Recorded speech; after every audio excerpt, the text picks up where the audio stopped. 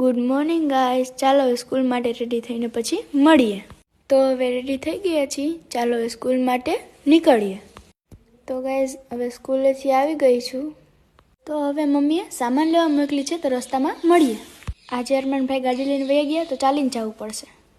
તો દુકાને આવી ગયા છીએ, તો સામાન લઈને હવે ઘરે જઈએ.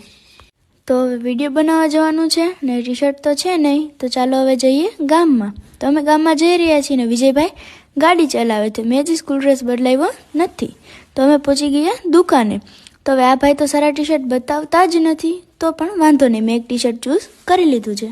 તો હવે કપડાં લેવા ગયા છે, ચાલો હવે જઈએ ઘરે. પણ આ વિજયભાઈનું કયું નહીં જોઉં છું, કયુંના કપડાને જોઈએ જ જાય છે. શું એને પણ લેવાનું મન થઈ ગયું છે? પણ ના, આ તો લેડીઝની દુકાન છે, એ ક્યાંથી લઈ શકશે. તો હવે કપડાં લઈને ઘરે આવી ગયા છીએ. તો હવે વિડીયો બનાવવા માટે જવાનું છે, ચાલો રેડી થઈને મળીએ.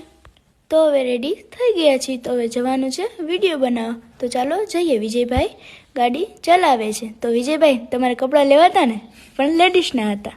તો હવે અમે આવી ગયા છીએ અમારા લોકેશન પર રીલ્સ શૂટ કરવા, તમે જોઈ શકો છો.